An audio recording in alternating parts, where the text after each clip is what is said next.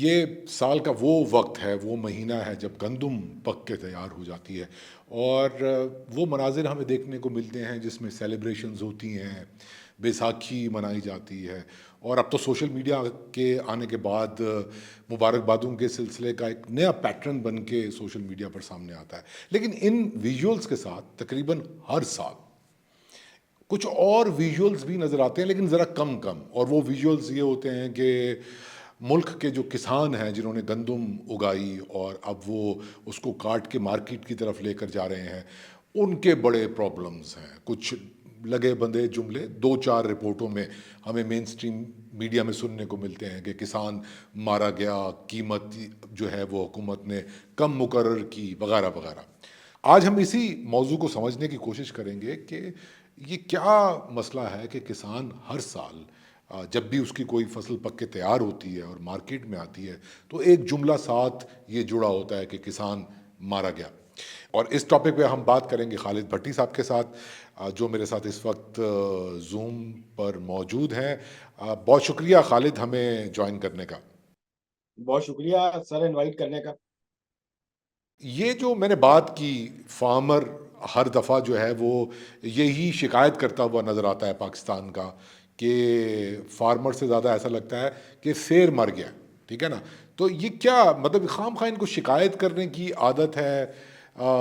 हालांकि सब ठीक तो चल रहा है, बम्पर फसल हुई है और वो हुकूमत ख़रीद भी रही है, मार्केट भी ख़रीद रही है, इनको अपना रेट भी मिल रहा है। तो फिर ये क्या हर साल शिकायतों का एक सिलसिला जारी रहता है? मतलब आदत नहीं पड़ गई हमारे किसान को ज़रा ज़्यादा नाराज़ होने की, ज़्यादा शिकायतें करने की? नहीं काशिफ साहब, ऐसा नहीं है कि किसानों को शौक है शिकायत करने का। प्रॉब्लम ये होती है कि जब सीजन स्टार्ट होता है ना, और जब फसल आना शुरू होती है, सबसे पहले सिंध की गंदम आती है। उसके बाद साउथ पंजाब, चूलस्तान और उसके इर्द गिर्द के इलाकों की गंदम जो है वो आना शुरू होती है। पंजाब गवर्नमेंट ने इस साल जो नोटिफिकेशन किया है वो किया है कि 22 अप्रैल से पंजाब हुकूमत जो है वो गंदम खरीदना शुरू करेगी। अब इसमें मसला ये है कि 22 अप्रैल से पहले जो गंदम मार्केट में आ रही है उसको सिर्फ प्राइवेट सेक्टर खरीद रहा है। अब प्राइवेट सेक्टर जो है वो 3200 से शुरू हुआ है फी मंथ खरीदना। अब 3500-3600 पे पहुंचा है। जो स्पोर्ट प्राइस है गवर्नमेंट की वो है 3900। जो किसान शिकवा कर रहे हैं वो ये कर रहे हैं कि जो गवर्नमेंट ने स्पोर्ट प्राइस मुकर्रर की है, प्राइवेट सेक्टर खरीदे या गवर्नमेंट खरीदे, कम से कम हमें वो स्पोर्ट प्राइस मिलनी चाहिए, हमें वो रेट मिलना चाहिए। अब मैं आपको उसकी वजह बता देता हूँ। जो इस साल के फिगर्स हैं वो ये है कि फी मन जो लागत है किसान की, वो जब खरीदारी मरकज तक पहुंचता है अपनी गंदम लेके, तो वो 3304 रुपए उसको कॉस्ट कर रही है गंदम फी मंथ। जब आप उसे खरीदते हैं 3300 में, 3400 में या 3500 में, तो मुझे बताएं उसको बचता क्या है। अगर उसको पूरी गंदम की कीमत मिले, 3900 रुपए मिले, तो मेरा नहीं ख्याल कि उसको शिकवा करना चाहिए, क्योंकि इस वक्त हो ये रहा है। दो मसाइल हैं। एक तो पंजाब गवर्नमेंट ने नोटिफिकेशन लेट किया गंदम की खरीदारी का। अच्छा, दूसरा ये हुआ है कि बलूचिस्तान ने 4300 रुपए फी मन मुकर्रर की है। सिंध ने 4000 रुपए फी मन मुकर्रर की है गंदम की कीमत। जो फेडरल गवर्नमेंट है उसने पास्को से कहा है कि वो 3900 रुपए फी मन पे खरीदें। बिल्कुल ठीक है खालिद भट्टी साहब, ये बात समझ में आती है कि किसान को उसकी पूरी मजदूरी कहना चाहिए, क्योंकि एक मजदूरी ही है एक किस्म की, वो मिलनी चाहिए। लेकिन हमें ये पता कि अभी तो आपने ये कुछ एकड़ वाले किसानों की बात की है।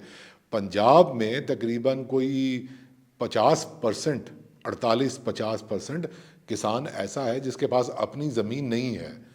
तो उसके लिए तो सूरत हाल और भी ज़्यादा मुश्किल है। बिल्कुल ज्यादा खराब। बिल्कुल दुरुस्त फरमा रहे हैं आप। उनकी सूरत हाल ज्यादा खराब है, क्योंकि जिसके पास अपनी जमीन है उसको तो फिर कुछ बच जाता है। जो ठेके पे लेके काश्तकारी करता है उसके लिए बहुत मुश्किल हो जाती है जब रेट गिरता है।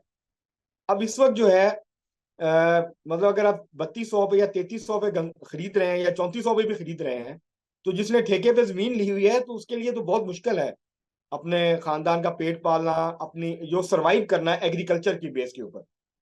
तो अब स्पोर्ट प्राइस का मकसद ही ये होता है कि हुकूमत जो फ्री मार्केट इकोनॉमी का की एक्सप्लॉयटेशन है, जो कि फ्री मार्केट इकोनॉमी किसान को एक्सप्लॉयट करने की कोशिश करती है।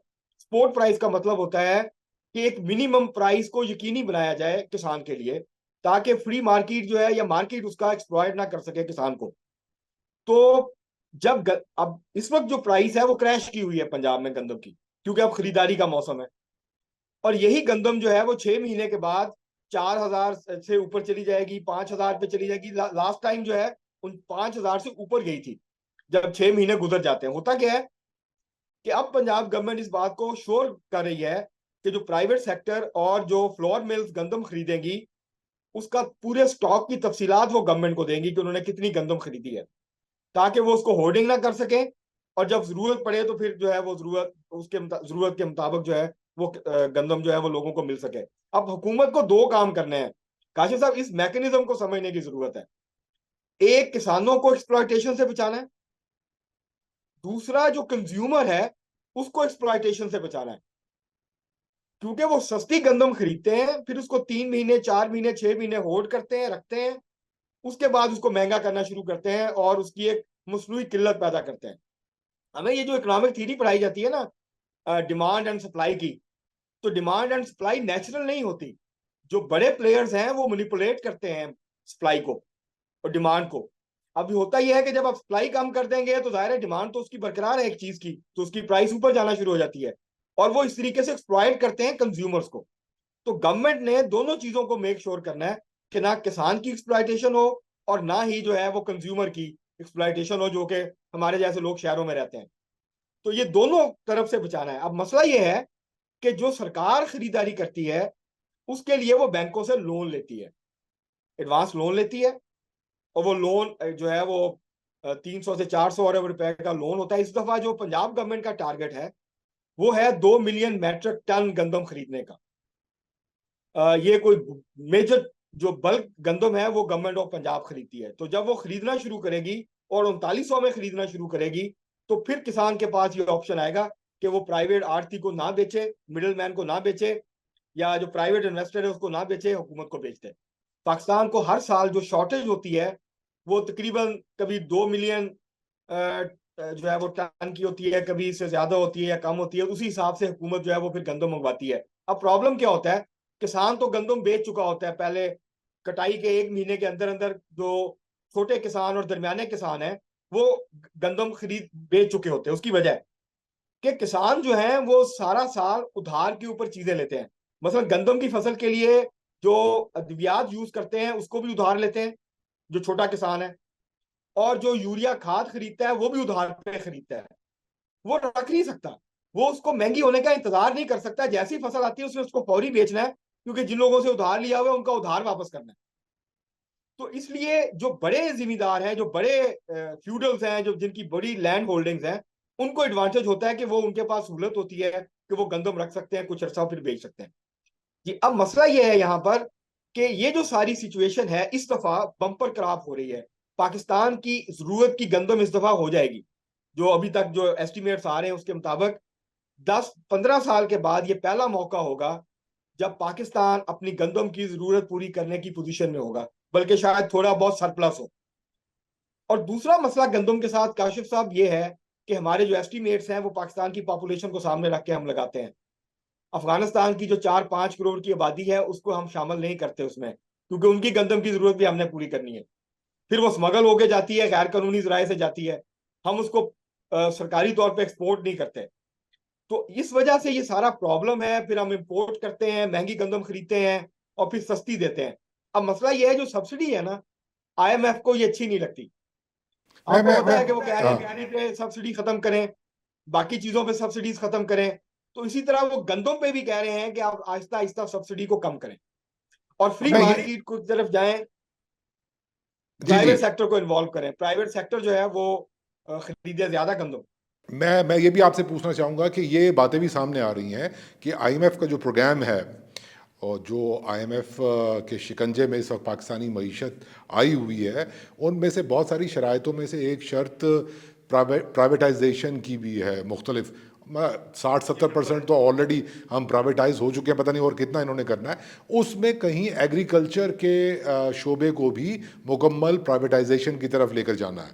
तो हुकूमत का जो रोल है वो कम से कम करके सेठ को, मिल मालिक को और किसान को आमने सामने कर दिया जाए।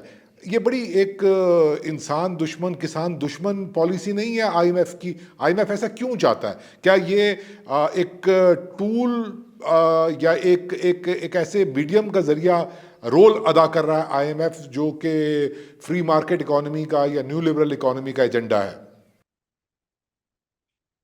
इसमें देखिए सर, ये मसला ये है कि प्रॉब्लम ये है कि आईएमएफ का और वर्ल्ड बैंक का, क्योंकि जो इस वक्त जो डोमिनेटिंग कैपिटलिस्ट आइडियोलॉजी है वो है न्यू लिबरलिज्म। और न्यू लिबरलिज्म ये कहता है कि रियासत का इकोनॉमी के अंदर जो मुदाखलत है वो गुनाह है, वो जुर्म है। वो ये जुर्म जो है उसको सरजद नहीं करना चाहिए और उसको इकोनॉमिक लाइफ से रियासत को मुकम्मल तौर पे निकल जाना चाहिए। ना उसको मीन्स ऑफ प्रोडक्शन की ऑनरशिप रखनी है, ना उसको जो मार्केट मैकेनिज्म है इसके अंदर मुदाखलत करनी है प्राइस को स्टेबलाइज करने के लिए, या किसान को एक्सप्लॉयटेशन से या कंज्यूमर को एक्सप्लॉयटेशन से बचाने के लिए। अब मसला यह है, आईएमएफ के दो मुतालबात होते हैं हमेशा। जो भी मुल्क लोन लेने जाता है वो दो मुतालबे करता है। एक तो ये है कि जो आप गरीब लोगों को या खुराक के ऊपर सब्सिडी देते हैं। पाकिस्तान की रियासत कभी बहुत ज्यादा सब्सिडाइज किया करती थी खुराक को, और सिर्फ उसमें गंदम को नहीं करती थी, और चीजों को भी करती थी। आहिस्ता आहिस्ता जो आईएमएफ प्रोग्राम हुए हैं पिछले 15-20 सालों के, उसके नतीजे में जो सब्सिडी है वो बड़े पैमाने पे कम हुई है, उसके अंदर कट लगे हैं। और ये प्रेशर आईएमएफ का रहता है, क्योंकि अब सूबों के ऊपर, अब आईएमएफ पहले मरकज के ऊपर दबाव डाल रहा था। इस दफा जो प्रोग्राम करने जा रही है नई हुकूमत, ये जो नया प्रोग्राम होगा, इसके अंदर अब वो सूबों का जो फिजिकल डिसिप्लिन है इसके ऊपर भी आ रहे हैं। ये शर्त भी आयद कर रहे हैं कि सूबे अपने फाइनेंसेस को सही तरीके से मैनेज करें। और अब वो उसको माइक्रोस्कोप लगा के सूबों के जो फाइनेंसेस हैं उसको भी देखेंगे, और वो आईएमएफ की जो नया प्रोग्राम है उसके अंदर शर्त रखेंगे कि सूबे अपनी मनमर्जी ना कर सकें। लेकिन सब कॉन्टिनेंट में देखा जाए तो किसान का हक मारने में हम लोग बहुत एक्सपर्ट हैं। स्पेशली जो अर्बन हमारी एलीट क्लासेस हैं या इवन मिडिल क्लासेस भी हैं, उनको लगता है कि किसान जो है वो इस काबिल ही नहीं है कि उसको किसी किस्म की रिलीफ दी जाए। ये हरकत मोदी सरकार ने 2020 में की, जब वो 3 लॉज जो बिल्स पास हुए थे। यही बात थी ना उसमें, तीनों बिलों में, तीनों कवानीन में, कि हुकूमत की जो एक रेगुलेटरी जो एक रोल है उसको ख़त्म करके सेठ के हवाले कर देना, किसान को एंटरप्रेन्योर बना के सेठ और किसान की डील हो जाएगी। लेकिन वहाँ पर लोग निकले, 4-5 महीने वो लोग बैठे, और मोदी जैसे बंदे ने वो वापस लिया वो अपना इनिशिएटिव। अंबानी और मोदी का जो वहाँ पे गठजोड़ है, वहाँ में तो खैर आईएमएफ का प्रोग्राम नहीं है, लेकिन मॉडल यही चल रहा है कहीं दुनिया में कि छोटे किसान को जो इन गरीब मुल्कों में इस तरीके से पाया जाता है उसको ख़त्म करना, कम से कम उसको खेती बाड़ी से, काश्तकारी से अलहदा करना है। लेकिन वहाँ कम से कम बात हुई, रेजिस्टेंस हुई, लोग सामने आए।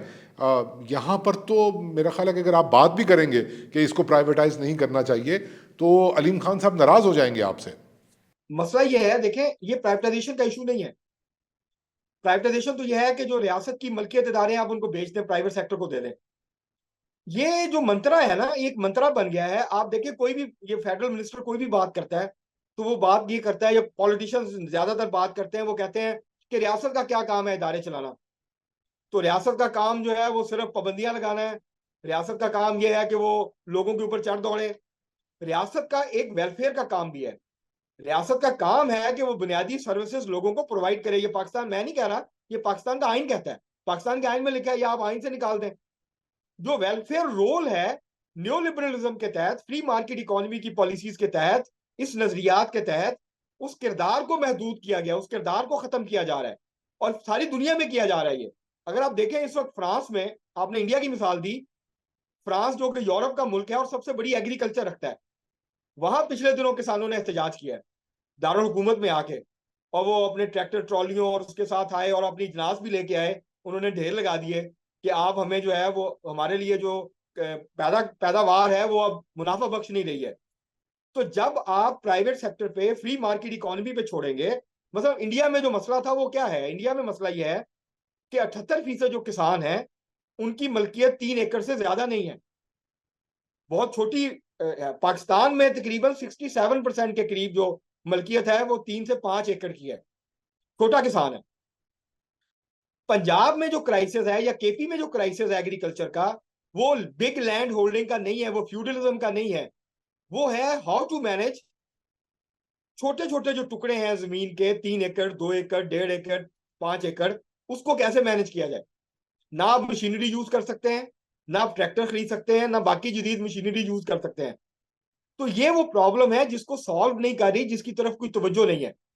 तो इस वजह से ये जो न्यो लिबरल और फ्री मार्केट इकोनॉमी के आइडियाज हैं, ये क्योंकि डोमिनेटिंग है पूरी दुनिया में, तो पाकिस्तान के हुक्मरान भी इसके ऊपर अमल दरामद करने की कोशिश कर रहे हैं बगैर सोचे समझे कि जी ये आप देखिए जो बिल्कुल पैदावार है। जी मैं मैं एक आखिरी बात सवाल सिर्फ ऐड कर दूं जी, कि जो पैदावार है पाकिस्तान में वो प्राइवेट सेक्टर ही करता है, वो हुकूमत नहीं करती एग्रीकल्चर की। टोटल एग्रीकल्चर की जो पैदावार है वो प्राइवेट सेक्टर करता है। हुकूमत सिर्फ प्राइस मैकेनिज्म को रेगुलेट करती है, उसमें मुदाखलत करती है किसानों और सार्फिन के एक्सप्लॉयटेशन से बचाने के लिए। मैं आखिरी सवाल आपसे ये पूछूंगा कि अब पाकिस्तान भी उन मुल्कों में से एक है, शामिल हैं जहाँ पर हुकूमतें जो हैं वो किसी की भी हुकूमत हो, किसी भी पार्टी की हुकूमत हो, उन्होंने आईएमएफ के या दूसरे लफ्ज़ों में फ्री मार्केट इकोनॉमी के इस एजेंडे को इम्पोज करना है, नाफिज करना है, जिसमें आप काश्तकारी को पब्लिक इंटरेस्ट के सेक्टर में नहीं ला सकते, ये पब्लिक इंटरेस्ट मैटर नहीं है। अब ये उनकी मजबूरी है, ज़ाहिर सी बात है, मईशत जब उधार पे चल रही है तो आपको उनका कहना तो मानना पड़ेगा। जब पॉलिसी कोई नहीं बनेगी ऐसी जो कि बनती हुई नज़र नहीं आ रही, बात भी नहीं हो रही है, बात तो दरकिनार, दूसरी तरफ अगर कोई ये बात कर रहा है तो उसको ये कहा जा रहा है कि वो मतलब इंतशार फैलाने की कोशिश कर रहे हैं, ये वो कुव्वतें हैं। तो जब ऐसे में कोई पॉलिसी नहीं बन रही और मुसलसल चश्मपोशी की जा रही है इस इशू से, तो आपको नहीं लगता कि बहुत जल्द ये जो बाउंडेड लेबर है किसान की, ये रिजल्ट करेगी टोटल कोलैप्स में रूरल इकोनॉमी के, और जब उसका असर हमारे शहरों तक पहुंचेगा तो हमारी डेमोक्रेसी को कितना नुकसान पहुंचेगा, हमारी हुकूमतों को, वो किसी की भी हुकूमत हो, इवन हमारी इस्टेब्लिशमेंट को कितना नुकसान पहुंचेगा कि क्या हम सिर्फ कर्ज पर ही चलते रहना चाहते हैं या हमारे पास कोई ऑल्टरनेटिव पॉलिसी है। आफ्टर ऑल पाकिस्तान एक ज़राई मुल्क है। जी जी, हम सुनते हैं ज़राई मुल्क है, लेकिन ज़राई मुल्क होने के बावजूद जो जीडीपी में एग्रीकल्चर का हिस्सा है वो 20% से भी कम हो गया, उसकी जो टोटल कंट्रीब्यूशन है। अगरचे जो मोर देन 43% लेबर फोर्स है पाकिस्तान की, वो अभी भी एग्रीकल्चर सेक्टर में काम करती है, और अगर इनडायरेक्ट जो लोग करते हैं वो शामिल कर लें तो ये 60% से ऊपर है, लेकिन उसका जीडीपी में हिस्सा मुसलसल गिर रहा है। और पाकिस्तान में अब सर्विसेज सेक्टर जो है वो डोमिनेट करता है, वो अब इस वक्त सबसे बड़ा सेक्टर है पाकिस्तान की इकोनॉमी का। तो एग्रीकल्चर जो है वो क्राइसिस में है। एग्रीकल्चर को क्राइसिस से निकालने के लिए एक मनसूबाबंदी की जरूरत है, रियासत की मुदाखलत की जरूरत है, ना कि उसके खात्मे की जरूरत है। देखिए प्रॉब्लम यह है कि आपने देखिए ना, हुकूमत प्राइस जो है वो तयन करती है प्राइस का। आईएमएफ को या वर्ल्ड बैंक को या जो इकोनॉमिस्ट है, न्यू लिबरल इकोनॉमिस्ट हैं, वो ये कहते हैं रियासत का ये काम नहीं है कि वो कीमत का तयन करे, वो उसको मार्केट के ऊपर छोड़े।